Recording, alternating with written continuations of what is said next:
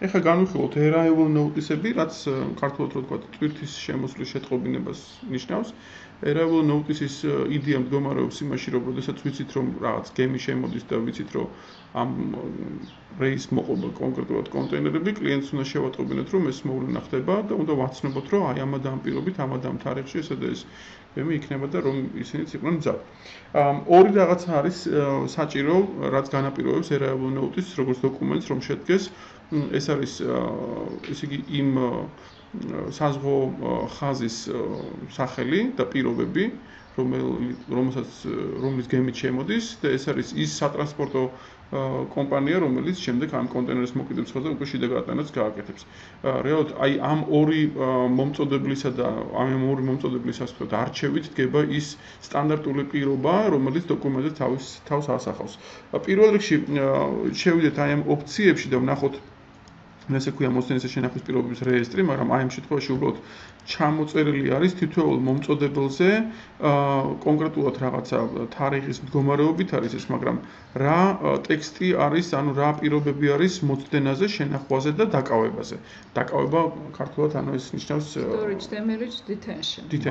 მანქანის კონტეინერის მოსდენა და კონტეინერის. ანუ მაგალითად აი ხა ეგეთი მაგალითი განვიხილოთ, რომ რაღაცა FCL დოკუმენტს ავიღებ და იმაზე Maersk-ის და სიტყვაზე აი რაღაცა აი მაგალითად აი auto LTD-ს ავირჩევთ სიტყვაზე demurrage charge-ებს და ვნახოთ როგორ გაკეთდება ეს პროცესი.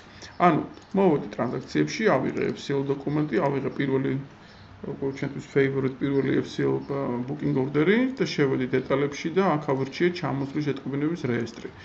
ისევე როგორც bill of lading-ში აქ დავხვდა ჩვეულებრივად რეესტრი, დავინახე რომ არაფერი ჩანაწერი არ იყო, შევქმენი ახალი, აქ უკვე მიმეორებს აი ამ FCL შეკვეთას.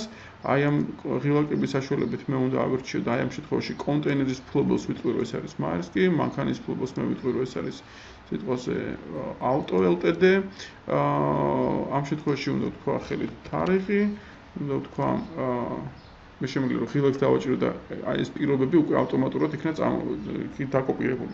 რეალურად ეს ტექსტი კი მოდის, მაგრამ ეს ტექსტი მაინც შემიძლია ხელით შევცვალოთ, თუმცა ამას იმდენად აზრი არ აქვს, რომელსაც სტანდარტული პირობა არის, ეს პირობა ერთხელ კონფიგურაციაში გაწერილი არის და ეს არის. ETA შემიძლია რომ ხელით მივთითო, სუკი სხვა დამატებითი კომენტარი მინდა, ტვირთის სახეობა არის კიდევ ერთი ველი, რომელიც შემიძლია რომ რაღაცნაირად ავწერო, უბრალოდ რაღაცა ტექსტს შევიყვან ახლა აქა და ეს დოკუმენტი უკვე მზად არის print preview-სათვის, პირდაპირ გამოდის ესეთი მარტივი სახე აქვს, ესეც ესეთი ცალსახა ტვირთები დოკუმენტი არის. მოგატყუეთ. ამას თავისი კონტეინერები ყავს შიგნით. ამიტომ ეს კონტეინერების პრინციპში